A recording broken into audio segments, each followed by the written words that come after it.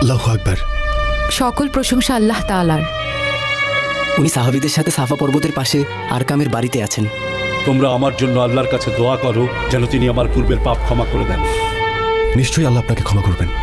আমরা শুধু চাই আপনি হিদায়াতের পথে আসুন।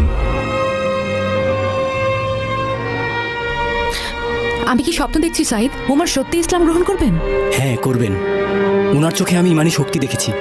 হে আল্লাহ, আপনি আমার ভাইকে সঠিক পথ প্রদর্শন করুন, তার হৃদয় ইসলামের আলোয় আলোকিত করুন। আমিন।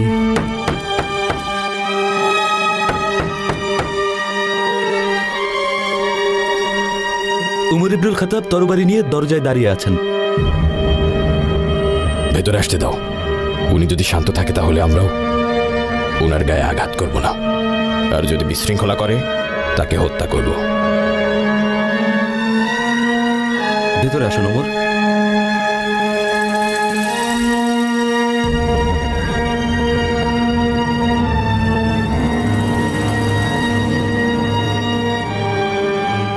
মুসলিমদের থেকে দূরে থাকার পরও আপনি কি উদ্দেশ্যে আবার আমাদের এই সভায় এসেছেন?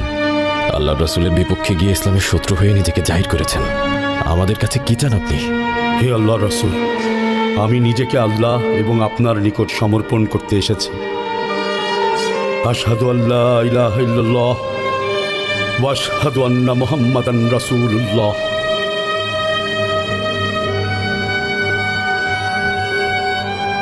আলহামদুলিল্লাহ।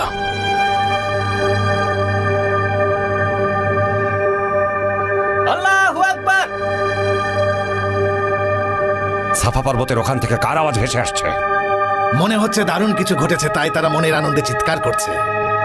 মোহাম্মদকে হত্যা না করা পর্যন্ত আমার জীবনে আনন্দ বলে কিছু নেই। মুসলিমেরা আপনাকে পেয়ে খুব খুশি ভাই ওমর।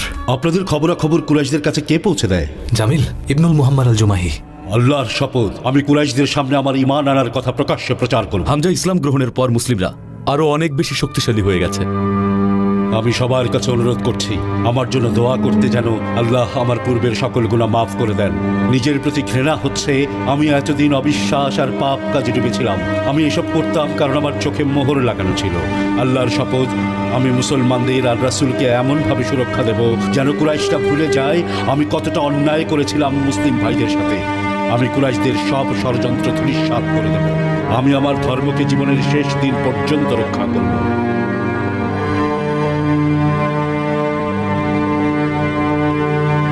আপনার ভাই জাইদও আছেন। হে আমার ভাই, মুসলমানদের সাথে আমার নিজের ভাইকে দেখতে পেয়ে আমার খুব ভালো লাগলো। আপনাকে দেখে আমিও অনেক খুশি। হে আল্লাহ রাসূল, আমার পূর্বের পাপের আমি কি ক্ষমা পাবো? ইবনুল খাত্তাব, আল্লাহর রাসূল সাল্লাল্লাহু আলাইহি ওয়াসাল্লাম বলেছেন, মুসলিম হওয়ার আগে একজন বান্দা যা ভুল করে ইসলাম গ্রহণের পর তা পরিশুদ্ধ করে দেয়। এখন আপনিও আমাদের মতো। আমাকে ইসলামের শিক্ষা দিন, কিভাবে সালাত আদায় করতে হয়, কিভাবে কুরআন তেলাওয়াত করতে হয়। আমি সুশিক্ষিত, আমি জানি কিভাবে লিখতে ও পড়তে হয়। হে ভাই ওমর, আপনার ইসলাম গ্রহণের কথা শুনে কুরাইশের লোকেরা সহ্য করতে পারবে না। সত্যি বলছি। আল্লাহ জানেন আপনি ইসলাম গ্রহণের পর কুরাইশরা কতটা ভয়ে আছে। আপনি জনসম্মুখে ঈমান আনার সুসংবাদ দেওয়ার পর তারা তো পাগল হয়ে গিয়েছিল। আমরা দুজন মিলে মুসলিম ভাইদের জন্য দুর্গ স্বরূপ হয়ে থাকতে পারি।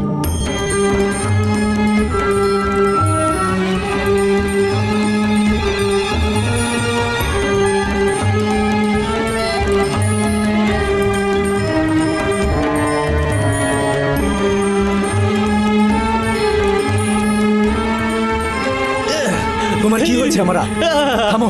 কি করছো তুমি? কি অভিশপ্ত? কি জবাব দিব কুরাইশ প্রধানদের? তোমার ভাই খালিদকে কি জবাব দিব? কুরাইশদেরই বা কি বলবো?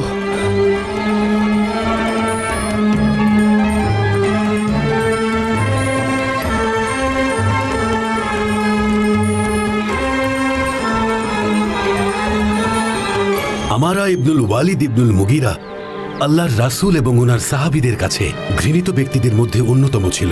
সে মুসলমানদের উপর অনেক অত্যাচার করেছিল, যার কারণে মহান আল্লাহ তাআলা আমারাকে উপযুক্ত শাস্তি দিয়েছিলেন। আমারা উন্মাদগ্রস্ত হয়ে অবশেষে আবিসিনিয়ায় মৃত্যুবরণ করে সেই পাপী। আমরু ইবনুল আস অনেক খুঁজেও তাকে আর খুঁজে পাইনি।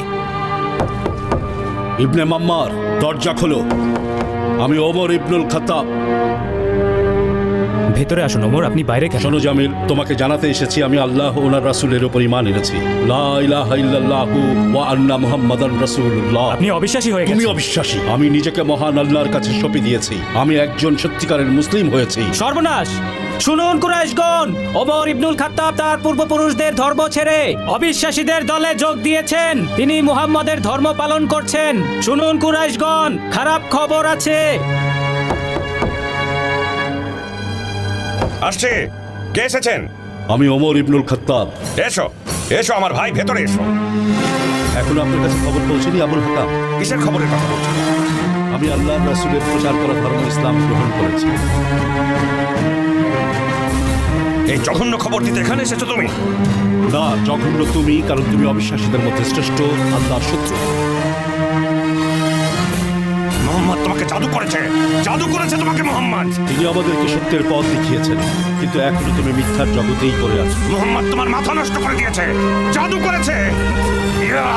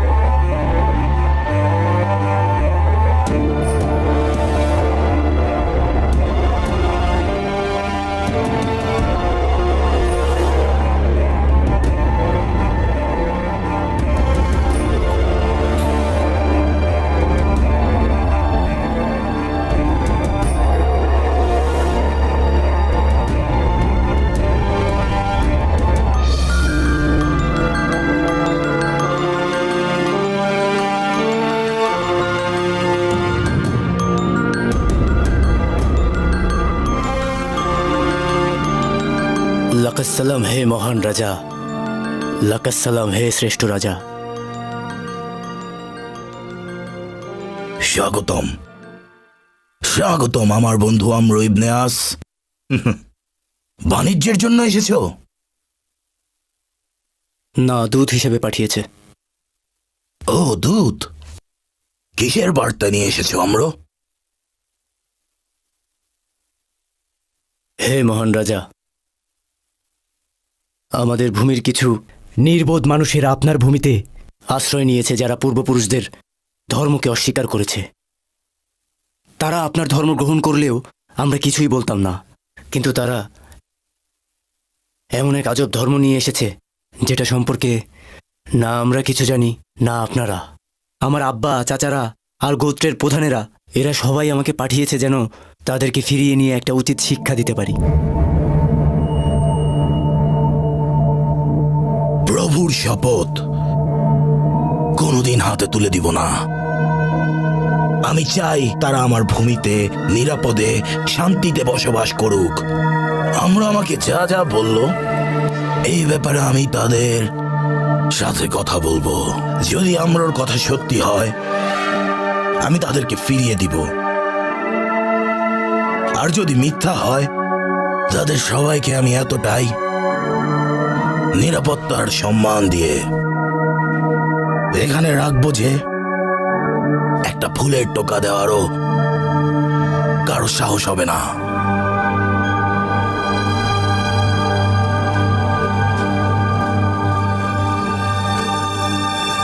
ওই যে উমর ইবনুল খাত্তাব আসছেন, তিনি মোহাম্মদকে অনুসরণ করেন, তার কারণে ওদের এত শক্তি বেড়েছে।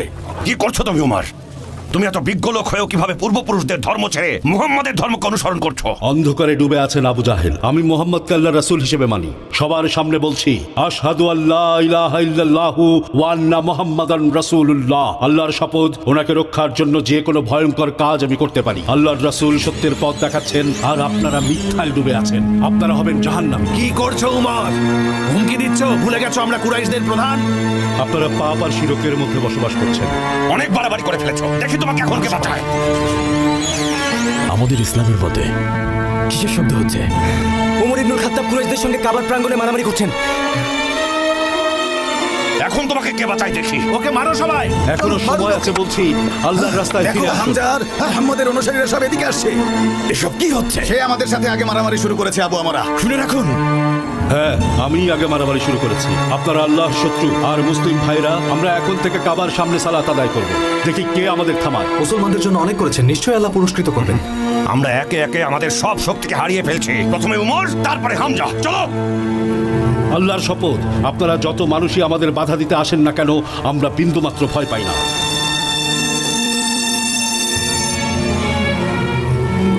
আমরা যদি লড়াই করার আদেশ পেতাম তাদের এখনই দেখিয়ে দিতাম, কিন্তু আমাদের এখন ধৈর্য ধরতে হবে। চলুন আমার সাথে।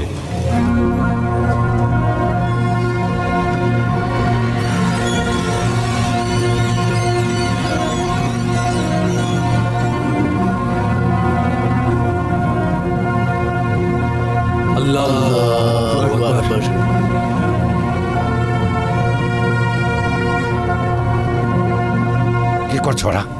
এটা নাকি ওদের সালাতের নিয়ম। বিশ্বাস করো, ওরা সহ্যের সীমা ছাড়িয়ে গেছে। মুহাম্মদ আর ওর সাহাবীরা কাবার মতো পবিত্র জায়গায় অবিশ্বাসীদের ধর্মের উপাসনা করছে। শোনো সবাই, হয় আমি বেঁচে থাকবো, নয় হাসিম গোত্রের অবিশ্বাসীরা বেঁচে থাকবে। আসসালামু আলাইকুম ওয়া রাহমাতুল্লাহ। আসসালামু আলাইকুম ওয়া রাহমাতুল্লাহ। আসসালামু আলাইকুম ওয়া রাহমাতুল্লাহ।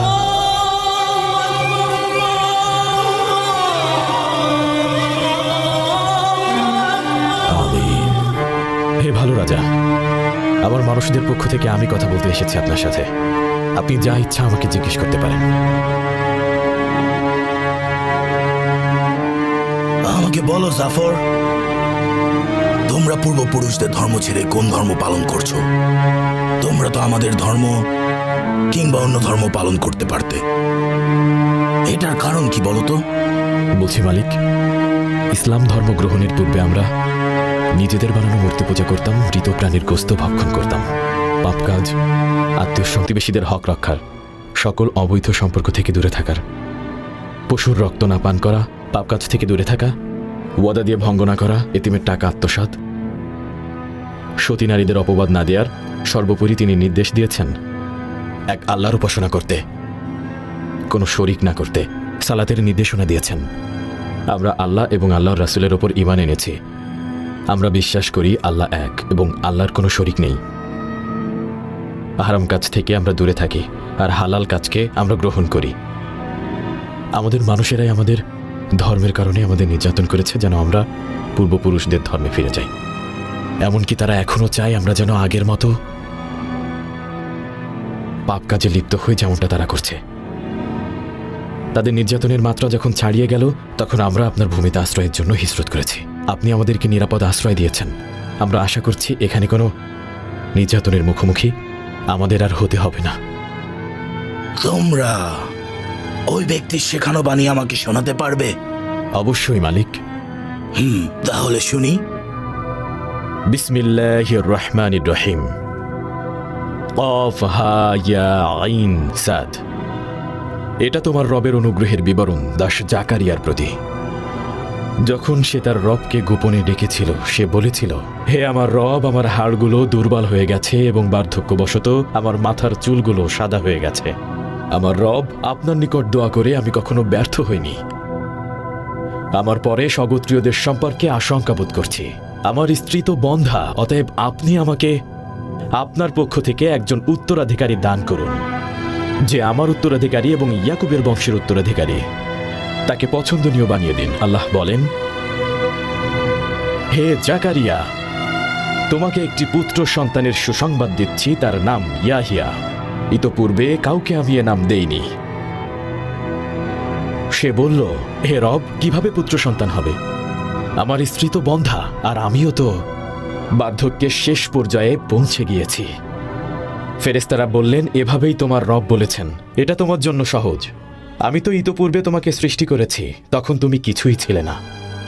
সে বলল, হে আমার রব, আমার জন্য একটি নিদর্শন ঠিক করে দিন। তিনি বললেন, এটি নিদর্শন যে তুমি সুস্থ থেকে 3 রাত কারো সাথে কথা বলবে না। অতঃপর সে কুৎসি থেকে বের হয়ে তার সম্প্রদায়ের কাছে গেল এবং ইশারায় সকাল সন্ধ্যায় আল্লাহর প্রশংসা ও পবিত্রতা তাদেরকে বর্ণনা করতে বলল। হে ইয়াহিয়া, তুমি কিতাবটিকে দৃঢ়ভাবে আঁকড়ে ধরো। আমিই তাকে শৈশবে প্রজ্ঞা দান করেছি, তাকে স্নেহ, মমতা ও পবিত্রতা দান করেছি এবং সে মুত্তাকি ছিল। আর পিতামাতার প্রতি সে সদাই কখনোই দাম্ভিক কিংবা অবাধ্য ছিল না। আর তার উপর শান্তি, যেদিন সে জন্মেছে, যেদিন মারা যাবে, আর যেদিন তাকে জীবিত অবস্থায় ওঠানো হবে। বাণীগুলো শুনে যিশুর উপর অবতীর্ণ হওয়া পবিত্র বাণীগুলোর মতোই মনে হচ্ছে। তোমরা যাও, আল্লাহর শপথ, যতদিন আমার হেফাজতে আছো তোমাদেরকে শত্রুর হাতে তুলে দিব না। আপনার উপর রহমত বর্ষিত হোক দয়ালু রাজা।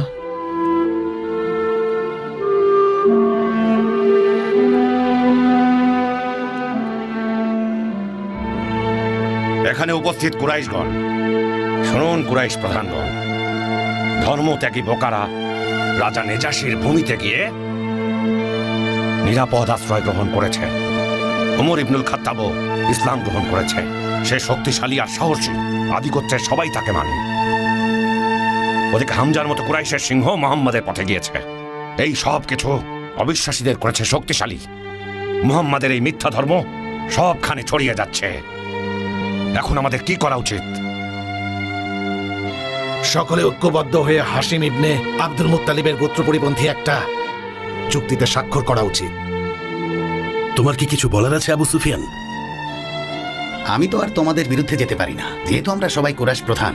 একটা চুক্তির মাধ্যমে আমরা এই সমস্যার সমাধান করতে পারি। হাসিম গোত্র মুহাম্মদকে আপনাদের হাতে তুলে দেওয়ার সেই পরিকল্পনার কি হলো? লাত আর উজ্জার শপথ, আবু তালিব মরে গেলেও তার ভাতিজাকে আমাদের হাতে তুলে দেবে না, এমনকি হাসিম গোত্র ধ্বংস হয়ে গেলেও না। তাই আমার পরামর্শ, হাসিম গোত্রকে প্রত্যাখ্যানের একটা চুক্তিপত্র আমরা স্বাক্ষর করতে পারি, যেটা হবে বনি হাসিম আর ওই অবিশ্বাসী মুহাম্মাদের বিরুদ্ধে। তাহলে এই প্রথম এমন কোনো ঘটনা ঘটবে? এই সিদ্ধান্তই চূড়ান্ত। এটা উত্তম পরামর্শ আবুল হাকাম। তাহলে লেখো, কুরাইশ গোত্র এই সিদ্ধান্তে উপনীত হচ্ছে, হাসিম গোত্রের কারো সাথে বিবাহ বন্ধনে কখনো আবদ্ধ হবে না, অথবা তাদের সাথে কোনো বাণিজ্য সম্পর্ক করবে না। শোনো শোনো, চুক্তিপত্রের লেখক মানসুর ইবনুল ইকরিমাল আবদারি হাসিম গোত্রকে প্রত্যাখ্যান করার চুক্তিপত্র বড় বড় অক্ষরে লেখো, আর সেটা আমরা কাবার ভেতরে টাঙিয়ে রাখবো, যেন আরব তথা কুরাইশ বংশের সবাই সেই চুক্তিপত্র দেখতে পারে। আবুল হাকাম কি হাসিম গোত্রকে ধ্বংস করতে চাইছে?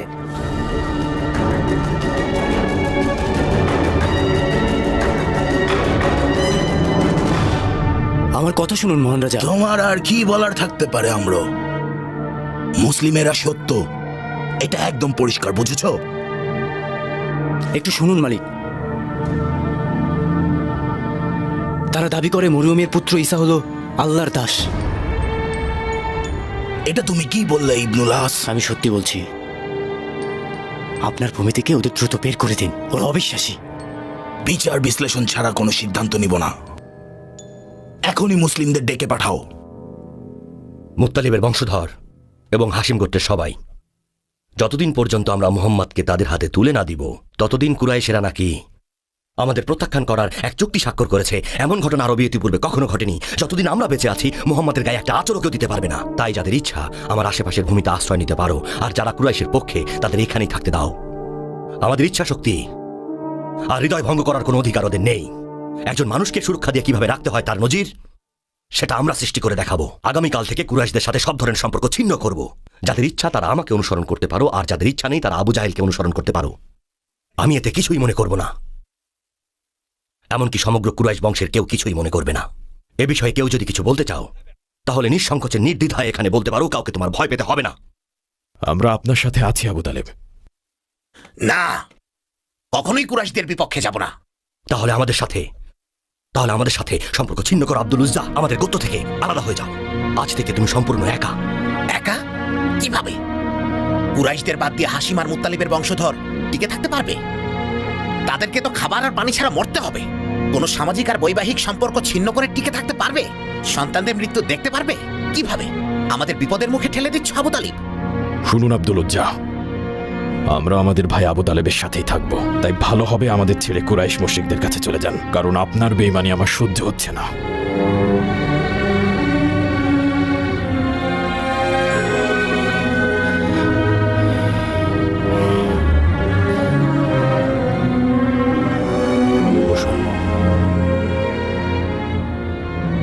সবাই জানোই যে মোহাম্মদের মধ্যে আমরা সেই চিহ্নগুলো খুঁজে পেয়েছি, যে চিহ্নগুলো আমাদের প্রিয় নবী মুসার মধ্যে আমরা অনেক আগেই সেগুলো খুঁজে পেয়েছিলাম। আল্লাহর কাছে তার থেকে অধিক প্রিয় পাত্র আর কেউ নেই।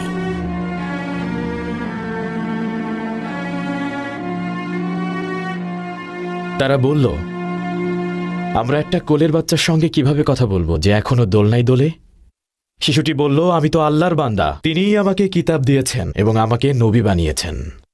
আর যেখানেই আমি থাকি না কেন তিনি আমাকে বরকতময় করেছেন, এবং যতদিন আমি জীবিত থাকি তিনি আমাকে সালাত ও জাকাত আদায় করতে আদেশ দিয়েছেন, আমাকে মায়ের প্রতি অনুগত করেছেন, এবং তিনি আমাকে অহংকারী অবাধ্য করেননি।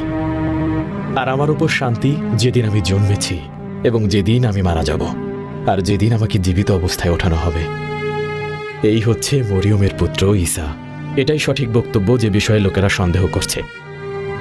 আমার জীবনে এরকম সত্যনিষ্ঠ কথা এর আগে আমি কখনো শুনিনি।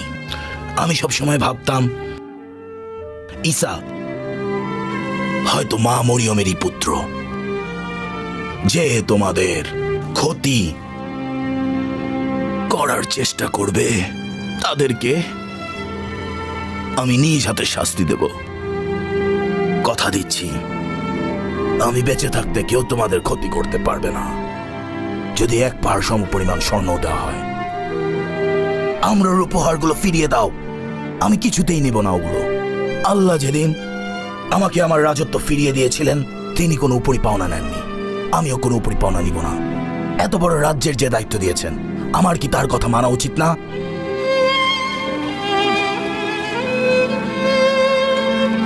কি করছেন এসব কুরাইশের মুশরিকেরা?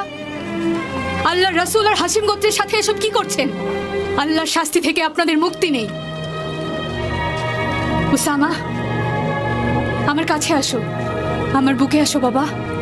আল্লাহ আমাদের যেন সবসময় রাসূল আর হাশিম গোত্রের পাশে থাকার তৌফিক দেন। আল্লাহ নিশ্চয়ই ওনাদের উপযুক্ত শাস্তি দেবেন। চলো।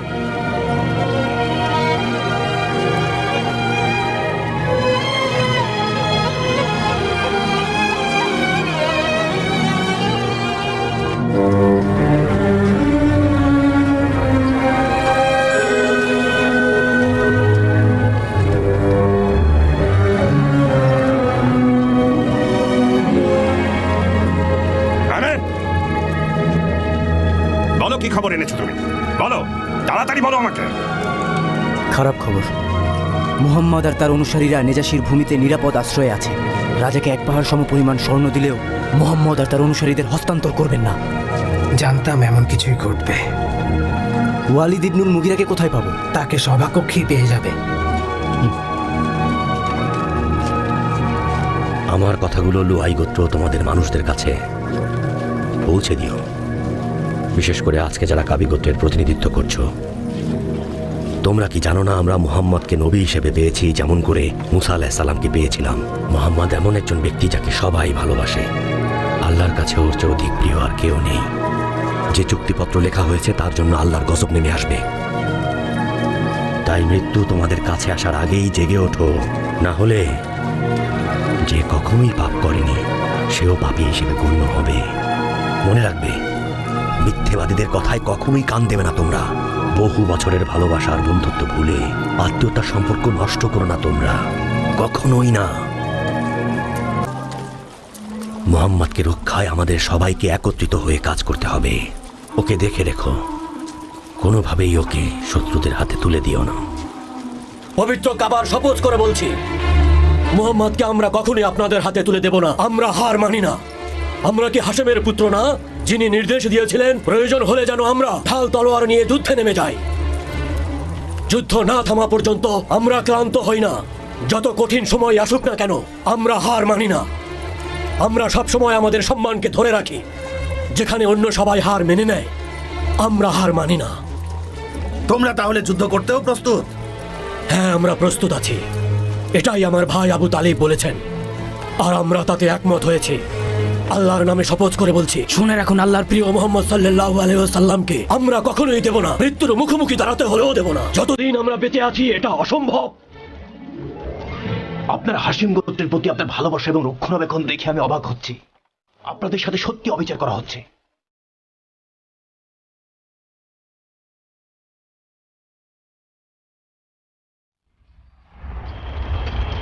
হাশিম গোত্রের কাছে যাও।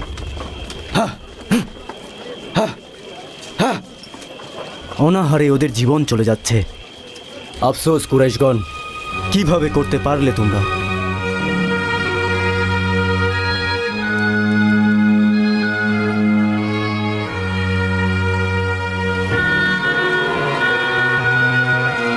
এত ভালো কাজ নিশ্চয়ই কোনো দয়ালু লোক করেছে। হে হাশিমের পুত্র, একজন দয়ালু লোক আমাদের জন্য খাবার পাঠিয়েছে।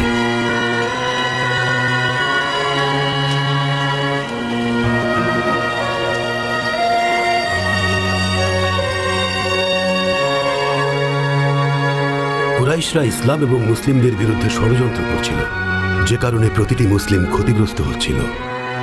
যখন খাব্বাব ইবনুল আরাদ আলাজ ইবনে ওয়াইলের কাছ থেকে নিজের অর্থ ফেরত চাইলেন, তখন তিনি উপহাস করে বলেছিলেন, তুমি কেয়ামত পর্যন্ত অপেক্ষা করো, জান্নাত থেকে স্বর্ণমুদ্রা পেয়ে সেই অর্থ কেয়ামতের দিন শোধ করে দেব। জান্নাতে সব পাওয়া যাবে যেমনটা তোমার নবীর দাবি। তখন পবিত্র সূরা মারিয়ামে মহান আল্লাহ তাআলা বললেন, আপনি কি লক্ষ্য করেছেন তাকে, যে আমার আয়াতসমূহ প্রত্যাখ্যান করে এবং বলে আমাকে অবশ্যই ধন সম্পদ এবং সন্তান সন্ততি দেয়া হবে?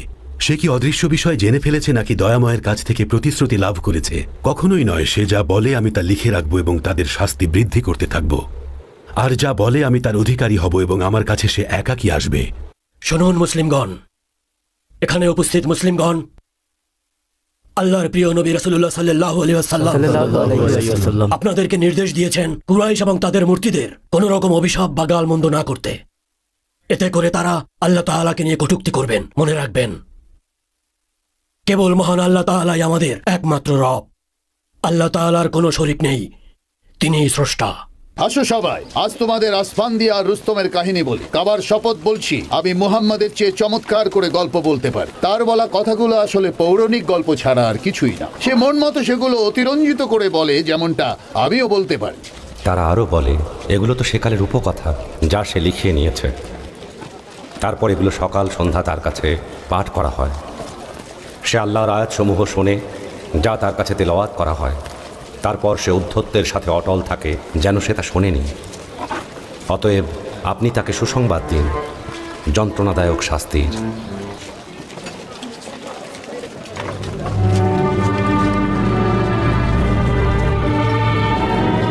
ওটা আল-আকনাস বিন সুরাইক না? হ্যাঁ, আল্লাহর শত্রু।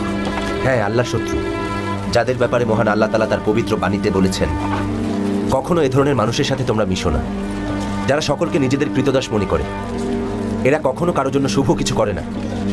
এরা সবসময় পাপের সমুদ্রে ডুবে থাকে। এরা সবসময় উগ্র আচরণ করে, কারণ এদের হৃদয় থাকে কলুষিত, আর সে কারণেই এরা আমার শত্রু। যখন উব্বাত ইবনে আবু মুয়াইদ উবাই ইবনে খালাবকে রাজি করালো রাসূলুল্লাহ সাল্লাল্লাহু আলাইহি ওয়াসাল্লামকে কটূক্তি করার জন্য, তখন মহান আল্লাহ তাআলা বললেন, জালিম ব্যক্তি সেদিন নিজের দুহাত দংশন করতে করতে বলবে, হায় আমি যদি রাসূলের সাথে সৎপথ অবলম্বন করতাম।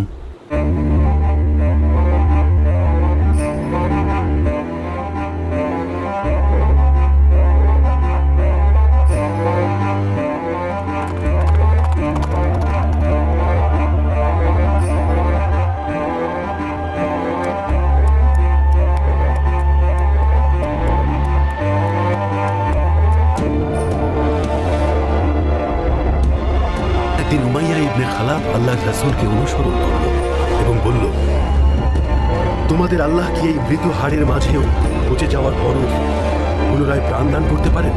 এবং তারপর তিনি তার হাত থেকে হাড়টা রাসূলুল্লাহ সাল্লাল্লাহু আলাইহি ওয়াসাল্লামকে দিলেন। তখন আল্লাহর রাসূল বললেন, হ্যাঁ, আল্লাহ চাইলে সব পারেন এবং তোমাদের মৃত্যুর পর আল্লাহ তাআলাই তোমাদেরকে জাহান্নামে নিক্ষেপ করবেন। আল্লাহ তাআলা চাইলে সব কিছু করতে পারেন। মহান আল্লাহ তাআলা এই সম্পর্কে বললেন, আর মানুষ আমার সম্পর্কে উপমা রচনা করে, অথচ আর সে নিজে কিভাবে সৃষ্টি হয়েছে সে কথাই ভুলে যায়। আর সে বলে, কে অস্থিতে প্রাণ সঞ্চার করবে যখন সেই হাড় পচে গলে নষ্ট হয়ে যাবে? বলুন, যিনি প্রথমবার এগুলোকে সৃষ্টি করেছেন তিনিই পুনর্জীবিত করবেন, আর তিনিই সকল সৃষ্টি সম্পর্কে সর্বজ্ঞাত।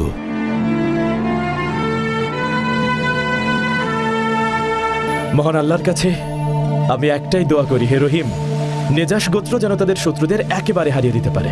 সুসংবাদ, সুসংবাদ, সুসংবাদ! রাজা নেজাশী তার শত্রুদের পরাজিত করেছেন। আলহামদুলিল্লাহ, আলহামদুলিল্লাহ। আল্লাহ তাআলা আমাদের উপরে মুখ তুলে চেয়েছেন, না হলে আমরা সবাই বড় বিপদের মুখে পড়ে যেতাম। আজকে যুদ্ধটা না জিতলে হয়তো আমাদেরকে কুরাইশরা দাস হিসাবে সবাইকে বিক্রি করে দিত। সবই আল্লাহ তাআলার ইচ্ছে। আজকের এই যুদ্ধটা জয়ের মাধ্যমে আমার মনে হচ্ছে মুসলিমদের জন্য আল্লাহ তাআলা ইশারা পাঠিয়েছেন যে তিনিই আমাদের রক্ষাকর্তা। আমরা যেন ইসলামের আরো প্রচার করি এবং আল্লাহ তাআলা সবসময় আমাদের সাথে আছেন। চলো সবাই নতুন রাজাকে শুভেচ্ছা জানাই। চলো চলো চলো।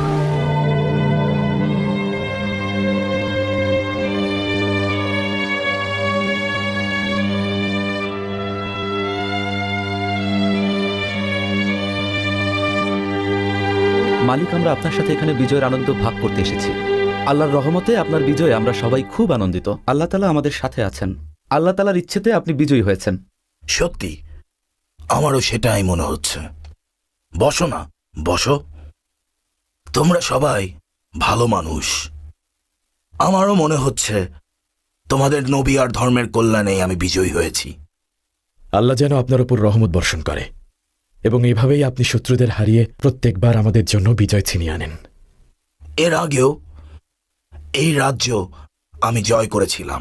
এর বিনিময়ে সৃষ্টিকর্তা কোনো কিছু ছাড়াই আমার ভূমির কর্তৃত্ব আমাকে ফিরিয়ে দিয়েছিলেন। এ কারণে আমিও কখনো কোনো বিনিময় চাই না আমাকে এত কিছু দেওয়ার পরও। আমার কি আল্লাহর উপাসনা করা উচিত না? একজন রাজাকে কি এসব বলা ঠিক হবে? না, আমি নিজেই সেই ঘটনা বলতে চাই।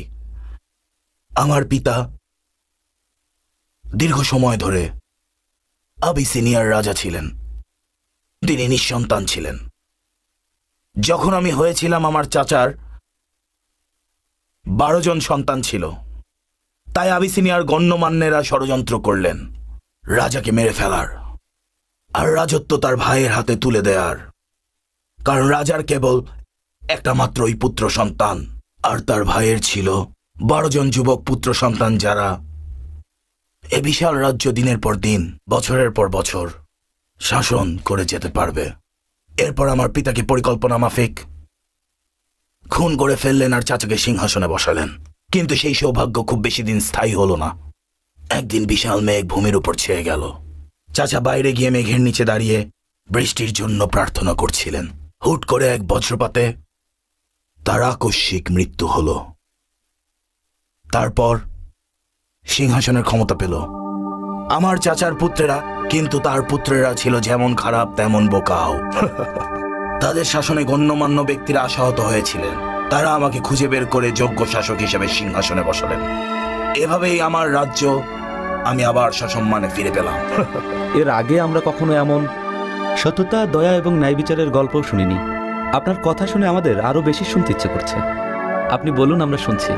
তারপর আমাকে এমন একটা যুদ্ধ করতে হয়েছিল যেটাতে আমার নিজেরই কিছু মানুষ আমার বিরুদ্ধে চলে গিয়েছিল। তাদের অভিযোগ আমি তাদের ধর্ম মানি না, আমি বিধর্মী। তখন আমি আমার ভাই জাফরকে পাঠালাম। সে সব জাহাজ তৈরি করে ফেলল। যদি আমি কোনো কারণে হেরে যাই তাহলে জাফর যেন সেই জাহাজে করে পালিয়ে যেতে পারে। চিঠিও দিয়েছিলাম। বিশ্বাস ছিল সে সেই চিঠিটা সামলে রাখবে এবং সময় মতো সেই চিঠিটা আল্লাহ রসুল নবী মুহাম্মদের সামনেই খুলবে। জাফর জানতো এই চিঠিতে কি ছিল। হ্যাঁ, জানতাম কি লেখা ছিল। ভেতরে নেজাশের রাজা লিখেছিলেন, আল্লাহ ছাড়া আর কোনো ইলাহ নেই। মুহাম্মদ সাল্লাল্লাহু আলাইহি ওয়াসাল্লাম আল্লাহর প্রেরিত রাসূল, যিনি মরিয়মের গর্ভপুত্র, এবং তিনি আল্লাহর প্রিয় রাসূল। তাদের নাম নিয়ে আমি শত্রুদের উদ্দেশ্যে যুদ্ধের জন্য তৈরি।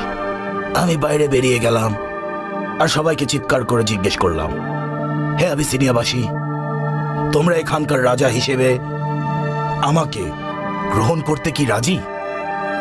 তারা বলল হ্যাঁ। আমি বললাম, এতদিন আমি কেমন শাসন করেছি? তারা সবাই বললেন, আপনি একজন মহৎ রাজা ছিলেন। তখন আমি তাদেরকে বললাম, তোমরা কেন আমার সাথে যুদ্ধ করতে চাইছো?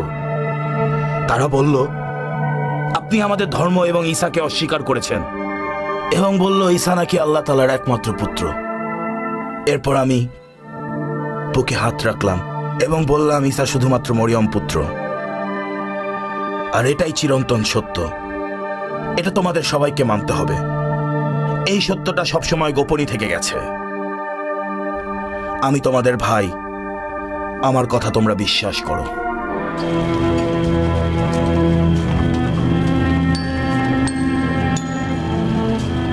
হাকিম বিন হাজাম, এ সময় আপনি উট নিয়ে কোথায় যাচ্ছেন? দেখি, আপনি হাসিম গোত্রের জন্য খাবার নিয়ে যাচ্ছেন, এ কথা আমি মক্কার সবাইকে জানিয়ে দেব। এই গমের বস্তা আমার ফুপি খাদিজা ইবনে খুয়াইলিদের, শুধু ফেরত দিতে এসেছি। একটা গমের দানাও আপনি নিয়ে যেতে পারবেন না। তার আমানত খেয়ানত করা কি উচিত? তাহলে কন্যাদের নিয়ে অভুক্ত হয়ে সে মারা যাবে। মরলে মরুক, ওর পুরো পরিবার মরে যাক, মরুক। কি জঘন্য হৃদয়হীন মানুষ তুমি! আল্লাহর শপথ, বস্তাটা তার কাছে নিবই, তুমি যাই করো।